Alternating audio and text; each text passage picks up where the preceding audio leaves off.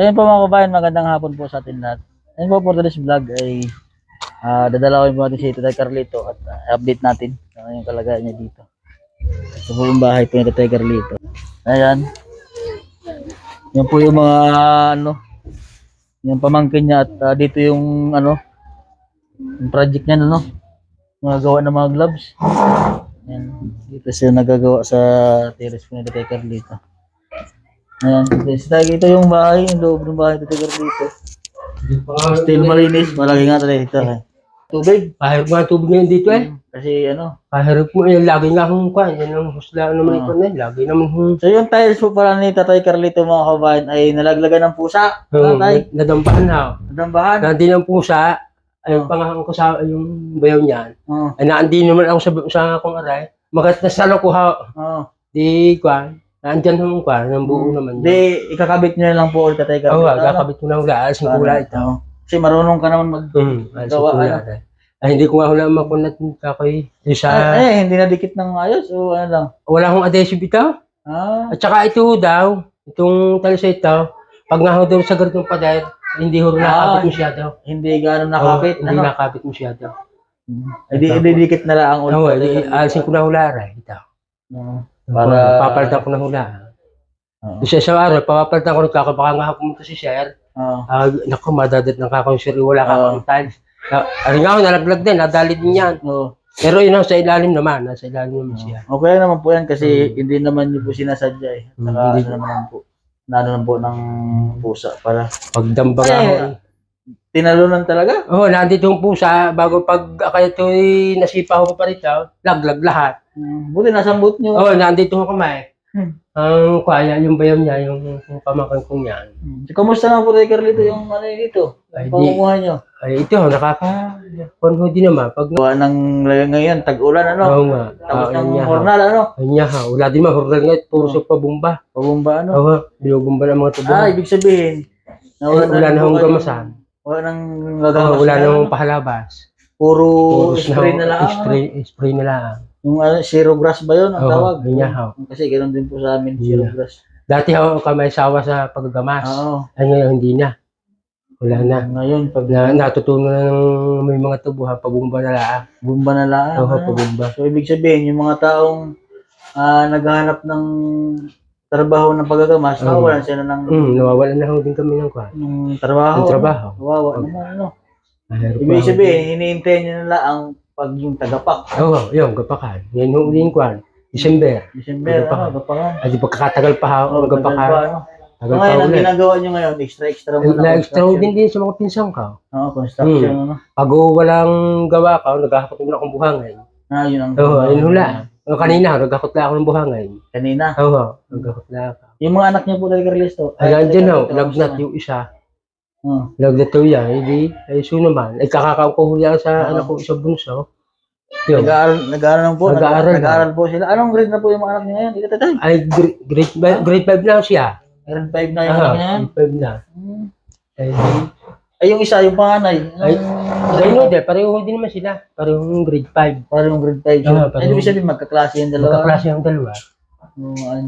Ang anak po ni Tatay Carlito ay nag-aaral. Ito si, ano nga Tatay? Si Lauren na. Si Lauren.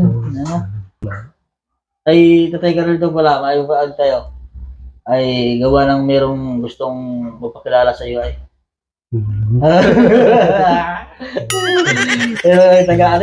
Taga-Tagaytay. Ito pala ay nasubaybayan niya. Yung subscriber namin. Gusto ko niya makilala. Ano masabi mo sa kanya? Di maganda na makakilala din niya. Gusto ko rin makilala siya. Ano siya?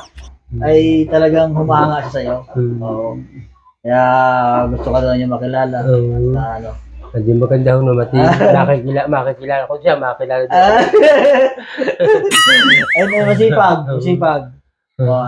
Sabi ko, Tatay Carlito, wala asawa yun, masipag kumait yun. Kaya ko pala, sinusubaybay niya yung buhay mo. At naawa sa'yo at nagahanga sa'yo dahil yung mga anak mo daw hindi mo daw pinabayaan. Ay, hindi ko talaga Oo. pinabayaan niya. Talaga ako. Ano. Kahit At ano na na ako sa akin, kung ikaw daw yung muling iibig pa eh. Oo nga. Andyan lang daw siya para sa'yo. Hindi ko naman nawawala talaga ang gayon. Oo. Ayun po, shout out ko po pala kay ma'am na sa Tagaytay po. Yan. Yung nagtitinda po dyan ng karne ng baka. Po sila. Yun po siya tindahan ng karne ng baka doon. Yung tindira nila doon. Yun. Lagi ko na siyang nakasubaybay sa amin.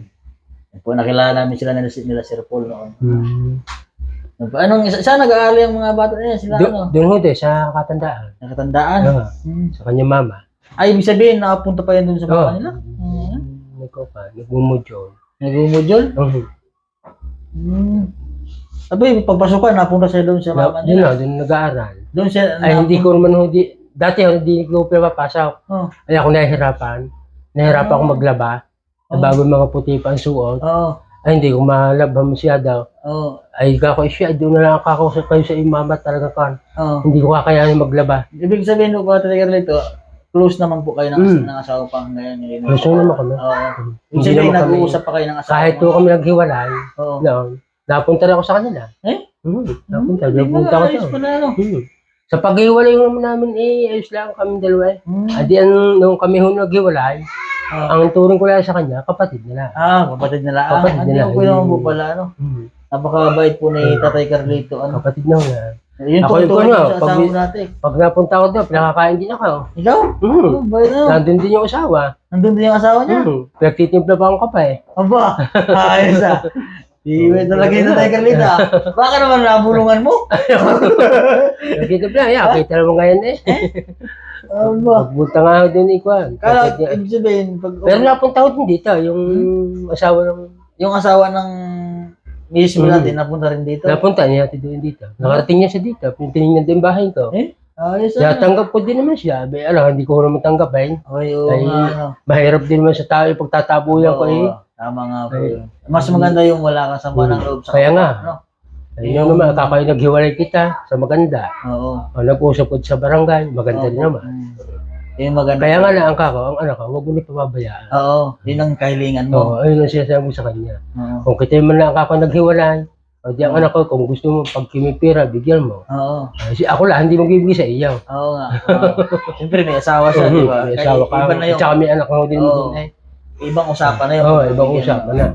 Ilan na pong anak ng asawa mo dati doon? 3 na ang anak ko din. 3 na? 3. Ibig sabihin, ito yung una. Butit, mabait din yun na pang asawa ng... Mabait mo din naman.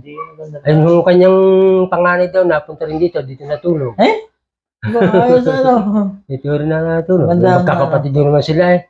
Kapatid sa ina, edi. Magtulungan na lang kayo. Mabait po ni Tatay Carlito. Mabait din po siguro ang asawa niyo, ano? Hindi ko kasi nakita yung asawa niyo dati. Hindi ko namin nakikita. Siyempre, may pamilya na rin po sa iba doon. Kamusta naman po ang kalagayan niya doon? Ay, maganda ho rin bahay niya. Maganda rin. Ayos, no? Ganito na ho rin. Ayos. Anong, siyempre, yung naging ganito yung bahay niyo. Ano nga sabi ng asawa mo noon na... Maganda nga ho dito natulungan din. Sabi? Natuwa naman. Natuwa ang maigi. Buti hindi naman siya na ibahan na ano. Oo nga. Samantala sa ibang asawa, huwag nyo na ikaw tulungan. Gano'n. Sabihin ni... Sabihin, natuwa rin po. Natuwa ho dahil gawa din sa mga anak. Anak din naman niya eh. Kaya kung sa kakali naman ako pag ako namatay, saan ako mamapunta? Tsaka yung lupa, inyo na talaga lupa, ano? Talaga ho naman eh. Kahit anong mangyari, hindi na kayo mabalisin dito. So, yun po mga kabayan. So, ito po si Tatay Carlito. Ito po yung update natin sa bahay po nila. Para dun po sa nasira kung ano. Ayan po pala ay naanuhan na po ng pusa at ayusin naman po. Ayan po. Sa linggo pa, ayos niya. Si Tatay Carlito po ay malinis po sa bahay. At bibili ko niya ang pintura. Pipinturahan ko na. Dalubulan niya po para ano. Para kakumaan sa mga dumi-dumi. Pipinturahan pa daw ulit ni Tatay Carlito to para malinis po yung bahay po ni Tatay Carlito. Alaga niya po ito. Hindi nga lang po gawa ng yun nga. Hindi nasira doon. Ayusin naman po. Ito po yung update kay Tatay Carlito. Don't forget to subscribe po sa aking YouTube channel, Master Rin po. At sa lahat po ng PB team. At huwag niyo po kalimutan i-like, i-share po. God bless po. Magandang hapon po sa lahat.